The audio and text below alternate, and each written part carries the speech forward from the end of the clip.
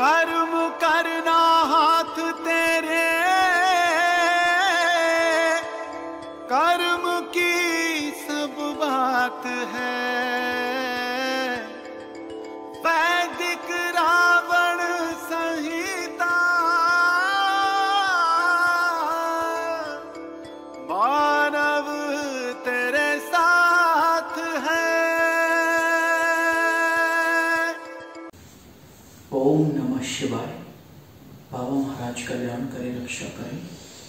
आप सभी सज्जनों व साधकों का इष्ट विषय ज्ञानवर्धक प्रोग्राम में फिर से स्वागत है।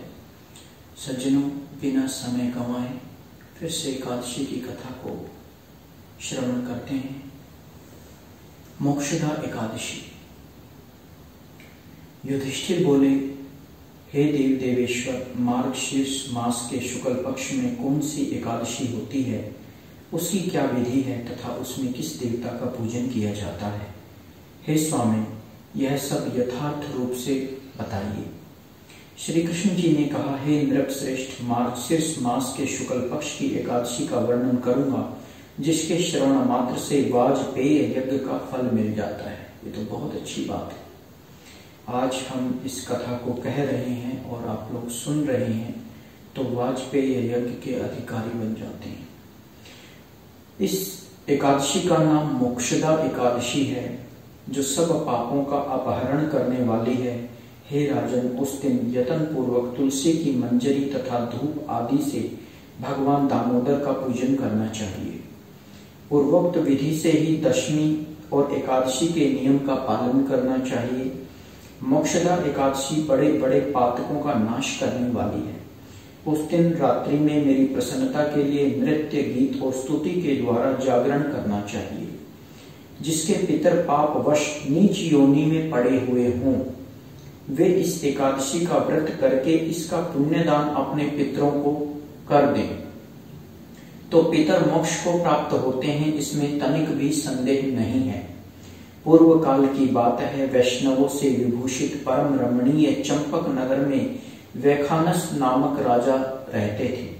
वे अपनी प्रजा का पुत्र की भांति पालन करते थे। इस प्रकार राज्य करते हुए राजा ने एक दिन रात को स्वप्न में अपने पितरों को नीच योनि में पड़ा हुआ देखा। उन सबको इस अवस्था में देखकर राजा के मन में बड़ा विस्मय हुआ और प्रातः काल ब्राह्मणों से उन्होंने स्वप्न का सारा हाल कह सुनाया।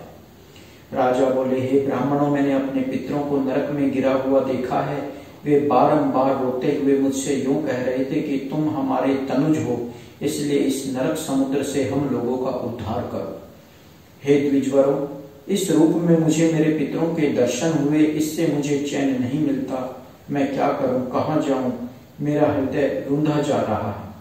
हे द्विजोत्तमों, वह व्रत, वह तप और वह योग जिससे मेरे पूर्वज तत्काल नरक से छुटकारा पा जाएं, बताने की कृपा करें। मुझ बलवान तथा साहसी पुत्र के जीते जी मेरे माता पिता घोर नरक में पड़े हुए हैं, अतः ऐसे पुत्र से क्या लाभ है? ब्राह्मण बोले, हे राजन, यहाँ से निकट ही पर्वत मुनि का महान आश्रम है। वे भूत और भविष्य के भी ज्ञाता हैं। हे नृप श्रेष्ठ, आप उन्हीं के पास चले जाइए। ब्राह्मणों की बात सुनकर महाराज वैखानस शीघ्र ही पर्वत मुनि के आश्रम पर गए और वहां उन मुनि श्रेष्ठ को देखकर उन्होंने दंडवत प्रणाम करके मुनि के चरणों का स्पर्श किया। मुनि ने भी राजा से राज्य के सातों अंगों की कुशलता पूछी। राजा बोले, स्वामी, आपकी कृपा से मेरे राज्य के सातों अंग सकुशल हैं, किंतु मैंने स्वप्न में देखा है कि मेरे पिता नरक में पड़े हुए हैं। अतः बताइए कि किस पुण्य के प्रभाव से उनका वहां से छुटकारा होगा। राजा की यह बात सुनकर मुनि श्रेष्ठ पर्वत एक मुहूर्त तक ध्यानस्थ रहे। इसके बाद वे राजा से बोले, महाराज, मार्गशीर्ष के शुक्ल पक्ष में जो मोक्षदा नाम की एकादशी होती है, तुम सब लोग उसका व्रत करो और उसका पुण्य पितरों को दे डालो। उस पुण्य के प्रभाव से उनका नरक से उद्धार हो जाएगा, अर्थात उनकी सद्गति हो जाएगी। भगवान श्री कृष्ण कहते हैं, हे युधिष्ठिर, मुनि की यह बात सुनकर राजा पुनः अपने घर लौट आए। जब उत्तम मार्गशीर्ष मास आया, तब राजा वैखानस ने मुनि के कथनानुसार मोक्षदा एकादशी का व्रत करके उसका पुण्य समस्त पितरों सहित पिता को दे दिया। पुण्य देते ही क्षण भर में आकाश से फूलों की वर्षा होने लगी। वैखानस के पिता पितरों सहित नरक से छुटकारा पा गए और आकाश में जाकर राजा के प्रति यह पवित्र वचन बोले, हे बेटा, तुम्हारा कल्याण हो। यह कहकर वे स्वर्ग में चले गए। हे राजन, जो इस प्रकार कल्याणमयी मोक्षदा एकादशी का व्रत करता है उसके पाप नष्ट हो जाते हैं और मरने के बाद वह मोक्ष प्राप्त कर लेता है। यह मोक्ष देने वाली मोक्षदा एकादशी मनुष्यों के लिए चिंतामणि के समान समस्त कामनाओं को पूर्ण करने वाली है। इस मातम्य के पढ़ने और सुनने से वाजपेय यज्ञ का फल प्राप्त होता है। बोलिए श्री विष्णु भगवान की जय, श्री एकादशी मैया की जय। सज्जनों, जैसा कि आज हमने मोक्षदा एकादशी का चरित्र पढ़ा है, महात्म्य पढ़ा है और आप और मैं महान पुण्य के भागी बने हैं, तो इस एकादशी का व्रत करके और उसका जो पुण्य फल है वह अपने पितरों को प्रदान करने से हम सभी के जो पितर हैं जिनकी सदगति नहीं हुई है वो सदगति को प्राप्त होंगे। इससे आपका और हमारे सभी पूर्वजों का कल्याण होगा। ऐसी मेरी आशा है कि आप सभी जो भी इसको सुन रहे हैं अवश्य ही व्रत रखेंगे और इसका पालन भी करेंगे, लाभ उठाएंगे। बाबा महाराज कल्याण करे, रक्षा करें। हर हर महादेव। और मांग लिया वरदान, चराचर जगत का भविष्य दर्शन और संपूर्ण ज्ञान समेट दिया रावण संहिता में।